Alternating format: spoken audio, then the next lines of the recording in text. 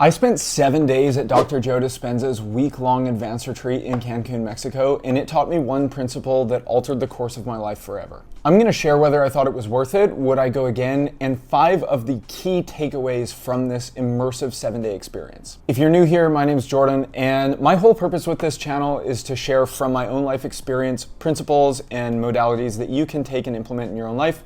As I mentioned, this 7-day experience was absolutely beyond anything I could have expected. The 5th principle I'm going to share is something that I hope my kids pass on to their kids, onto their kids, onto their kids. A word of caution to anybody considering this event is that if you think it's just going to be a fun little vacation where you go do a couple hours of meditation and then you sip some Mai Tais on the beach and you go swimming, you would be in for the rudest wake-up call of your entire life. The days were long, often 14 to 16 hours or more. The mornings are early, sometimes as early as 2:30 or 3 o'clock, and the days can be long. Sometimes I wouldn't get back to my room until 9 or 9:30 in the evening. If you're on the fence, I say do it, but know what you're getting yourself into. Key takeaway number 1 is that you are literally creating every single result that you have in your life right now. In your health, in your finances, in your relationships or lack thereof, in your money, your business, your job, your career, whatever it is. Every morning when your head leaves the pillow, you get to decide, am I going to be the victim or the creator? Before this experience, I'd done a lot of this work, but there was still some part of me that just felt like life was happening to me. I was a paper boat on a raging river, and I had little to no agency over what was taking place in my life experience. These 7 days really flipped the script and also made me look at some of the most difficult and challenging aspects of my life that by playing the victim, I was just excusing myself from taking any ownership or agency over them. Making that shift from victim to creator is extremely challenging because you have to let go and kill the old story. But it's also very liberating because you realize that if I created some unfavorable life circumstance, that means that at some different level of mind or consciousness, I could create a more favorable life experience. Taking responsibility is hard, but it's not as hard as living feeling like you're the victim and life is just happening to you and there's nothing you can do about it. Long story short, it all starts with you, both the good and the bad. Principle number 2 is that people don't change because they literally get emotionally and chemically addicted to their old life. When I came home from this retreat, I went into what some people would call an existential crisis. Everything that was part of my known and comfortable reality literally started to crumble, one thing after another after another. At first, I saw this as the worst experience of my life. Then I realized that I was just taking things that I was tolerating and putting them on the intolerable list. Now, why is change so hard? Because by the time we're 35 years old, 95% of what we do is a set of hardwired programs. And then we use our conscious mind and positive thinking, which controls 1 to 5% of our daily life experience, to try to override the 95 to 99%. So in order to create some new life experience, you literally have to kill the old self, which means you're going to have to let go of the addiction that you have to the problems in your life. You're going to have to let go of blaming. You're going to have to let go of complaining. You're going to have to let go of putting your problems on the outside world so that you can then reaffirm and recondition your body into believing that you are helpless. For example, getting in shape is as easy as watching one YouTube video or asking AI for a 12-week workout plan and then just doing exactly what it says. So why don't people do it? Because we have a self-image, we have an identity, and we have a story about ourselves, who we are and what we're capable of or not capable of,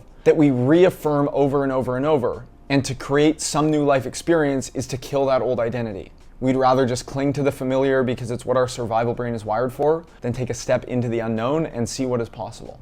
Principle number 3 is that the universe doesn't respond to or even really care what you want. Let me explain. If you are living in your current reality and you're daydreaming about all these things that you want to have, whether it's more money or a better relationship or more physical health or a different body, and you're coming from the place of, I wish I had this, I want to have this, how do I get this, I need this. What you're doing is you're telling your subconscious, I don't have any of that stuff. So this intelligence is responding to your state of being more than it's responding to your desires. If you're journaling about how much you want abundance and you're living in a state of lack, you're just going to keep creating more and more and more lack. If you're journaling about some amazing partner you want to meet, but deep down you feel empty and lonely and codependent, then the world's just going to keep mirroring loneliness and codependence. And every time you slip back into that old state of consciousness, you default back to your old program. The real work is literally forgetting what you've remembered and remembering what you've forgotten for days or months or years or decades, maybe your entire life. We are unlimited beings conditioned into limitation. So you have to remember that every time you hit that glass ceiling, it's literally just something that you've created through your state of being. The real work is just becoming the type of person that it would be natural to have those things. So if it's your dream home, you literally have to come from the identity of the type of person that would have that home and not feel like it's too good to be true or outside your realm of what you can create for yourself. Number 4, and this is a big one that I learned at 4:30 in the morning in a ballroom with 2,000 other people, is that your breath is the gateway to the divine, to the mystical, to piercing through that veil and getting beyond the world that you live in where you just rely on your 5 senses to take in information. I'm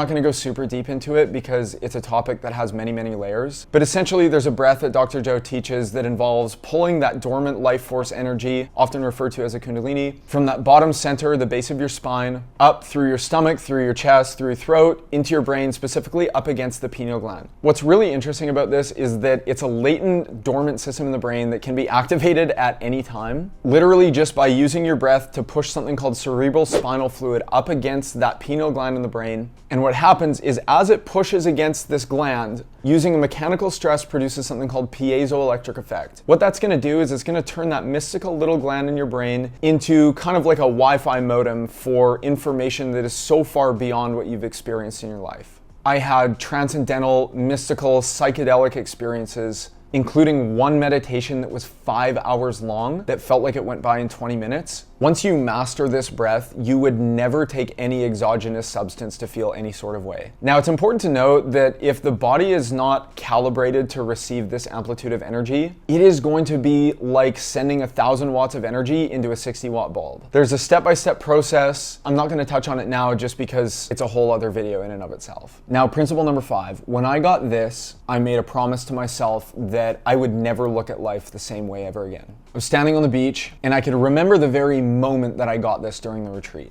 It was the 4th day. I ate something that didn't agree all that well, and I honestly was feeling terrible to the point where I almost didn't go to this meditation. But I showed up, and maybe halfway through the walking meditation on the beach, something came over me, and it was one of the most mystical experiences I've ever had. The sun was coming up. I could feel it shining on my face. I could feel the breeze coming in off the ocean, and in some moment, it was like everything clicked. My whole entire body was overcome with this feeling of love that I literally can't put into words. It was like in that moment, I found the very thing that I had looked everywhere outside myself for 32 years. And I wholeheartedly believe it's the one thing people want when they're looking for a larger bank balance or a better portfolio, more travel or more freedom, a new partner or a new house or their dream car. All those things are great, but they're not going to bring you the thing that you're looking for. And the thing that you're looking for is wholeness. In this state, the only word that I could use to describe what I was feeling was wholeness. It was like if I were stripped of every worldly possession I'd ever acquired and all I could have was this feeling for the rest of my life, I'd be totally okay.